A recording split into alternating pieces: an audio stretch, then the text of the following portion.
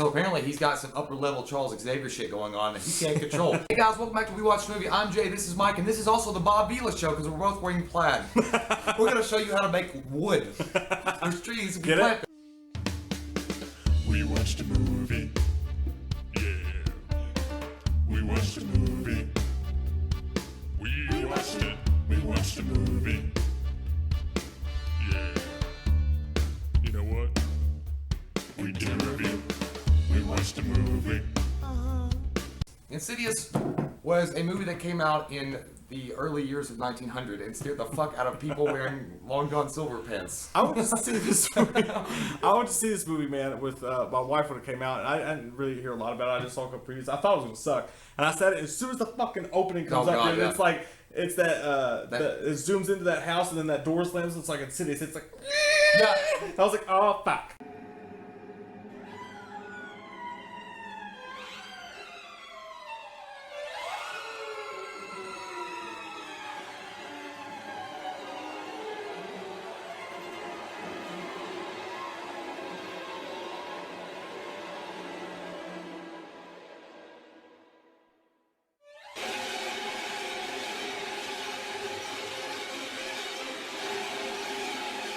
Well, see, I didn't get the movie's freaky and creepy as of itself, but it never really totally terrified me. It didn't really fucking make me jump. There was a few parts that obviously were designed to make you jump, and I guess I came out of my chair a little bit, but it was overall just a creepy ass fucking movie and feel. And that whole part at the very beginning, when that old fucking bitch is in the window and she's like got the candle and it zooms in on, I'm like, oh god. I was like, what are we in for here?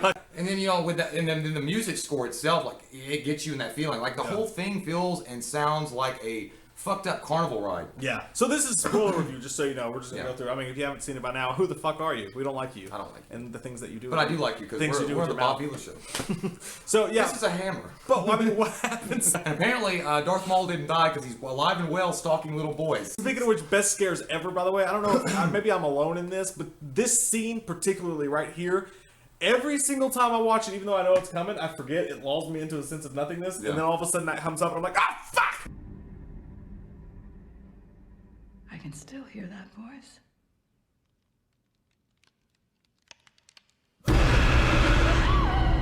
It scares the fuck out of me. Shock therapy. Yes. Yeah, we'll see. Your thing, that's your freak moment. My freak moment is the smiling family.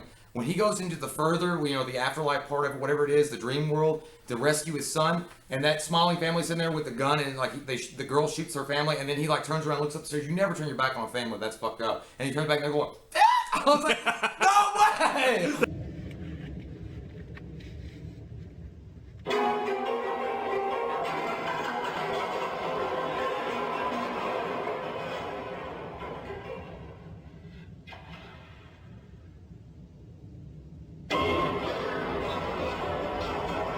That's what they did too. They're like, I was like, get your ass up the stairs and leave me alone. I mean, I don't know what I would have done to you. I would have just been like, would you fall back and be like, you would have shit your pants, obviously. A brown stain would have appeared.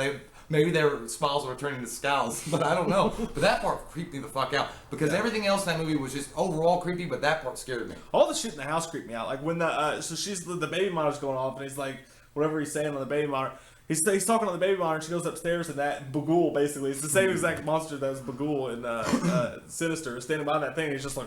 Yeah, the only thing about that guy, he didn't really scare me at all when he was on screen because he did that John Woo I'm gonna fight you shit. When you start fighting and it's I was just like, oh okay, so it's like Steven Seagal versus a ghost Steven Seagal. Yeah, I don't know. He looked like Benicio del Toro 10 years after he's been dead. You should have been in James Bond. Yeah, well I mean there's 3 parts of that guy, or there's more than that, but there's a part where he's standing behind the curtain, he's just like, ugh. And then there's the part where it's creepy, dude, because that's what this movie does. She's just laying in the bed and she looks up and he's outside the house and he's just walking by slowly and then just like that he's fucking in the house. That part got me a little bit. And he's like, ah! That was just like the hair on the arm stuff. I was like, what? Yeah, but then again, I mean, there's some corniness in it though. Like that moment exactly where when he comes in and he actually puts his arms out and goes, ooh, like he tries to get her. This movie to me has a lasting effect because after you're done watching it, even if you're not necessarily terrified of it while you're watching it, it comes at you later on in the night and you're fucking laying in your bed and you're like, I gotta go get a glass of water now and I don't want to put my feet on the floor because what if a smiling family's gonna touch me? What? and then you're laying there, you're like, oh God, again, you're like, oh God. Hey, sweetheart, will you go give me a glass of water, please? Thank you. It's like, what's wrong with you? I was like, shut up and do it! Well, it's because it's got that old school fucking slow burn and then all of a sudden in your face, like out of nowhere. Ghost Story. Well, it's been like Classic it is a classic haunted house. It's been done a million times, but he does something fresh with it and different. He has that sinister feel. It's not, but he has that sinister carnival fucked up ride that lasts with you, and like the whole thing together just makes you feel like Alice in Wonderland. You're down in the fuckhole. The song. I don't like that part. Actually, that was like the whole little. Well, that like I even want to hear that song, dude. I saw the little boy going. I would have been like, if I was the girl, like singing that through the window, and I saw this little boy go, I'd be like, what the fuck? And then I'm like, go. I like that you song. can dance kind of. It is a creepy ass song though. They did a good I job with mean, that. then she like sets down and cries when she opens the cabinets, and this little boy jumps out and he starts laughing and runs to the house, and she's like, oh my god, I'm like, I just slapped that little fucker. I'm like, what are you doing in my house? Where's your parents? It would have freaked me out. Are you stealing? Yeah, I know. It's like the Dybbuk box. Yeah.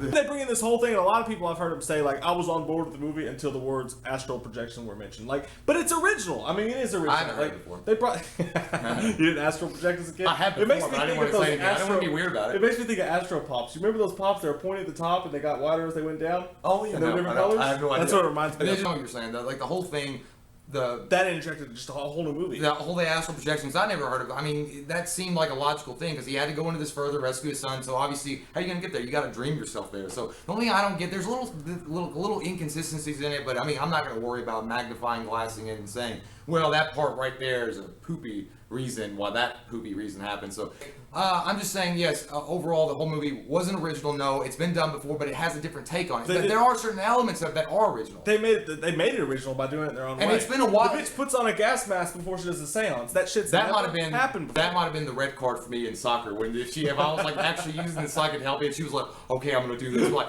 you can get the fuck out now. It's like it's not. I was like, he's like, did you fucking fart? Is that what? It's not, but Who fucking farted? seriously, this guy just like keeled over. Spinnikins.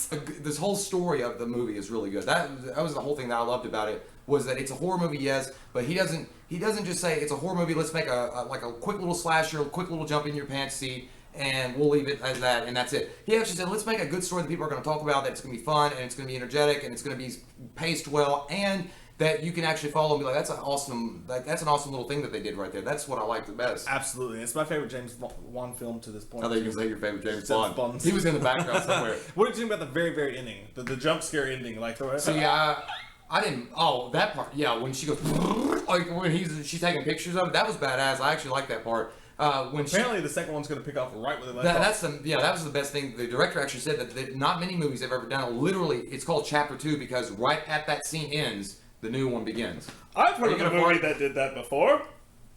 Halloween. What? Oh yes, Halloween 2. The one that you want to forget. I don't know why. The original one that you want to forget. Yeah. But yeah, so that's pretty cool. The only thing I didn't get was that the girl, his wife at the end of the movie, she's kind of like, she knows something happened. Obviously, the girl's choked out, and then she can't find her husband. She's like, "Where are you at?" And then she's like, "Oh my god!" And then she sees this camera, and it probably had a picture of him by himself first, and then she sees this fucking crazy bitch. Well, I mean, if you walked upstairs and saw the chick dead in a chair, would you be like, "Oh, the old bitch died"?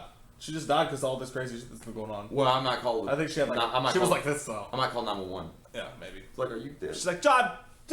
And then he touches her. He's like, I'm right here. And then she's, and then you get the end of the movie. So obviously, maybe I don't know what she saw. The second one's gonna be just as badass. I think I have high hopes. All right, Tim. What are you gonna give us? This is gonna get a big fat 9.0. Yep, I'm gonna give it a 9.0 as well. I love this movie a lot. It's my favorite horror movie that's come out in a while, actually. It's a great movie. Give it some love. Move over, Lewis, so they can see. So, yeah, 9.0 for us, guys. What did you think about Insidious? What was your rating for Insidious? What do you think Insidious 2 is going to be? What's your pre-rating of Insidious 2? Tell me, Jay, what's your pre-rating of Insidious 2?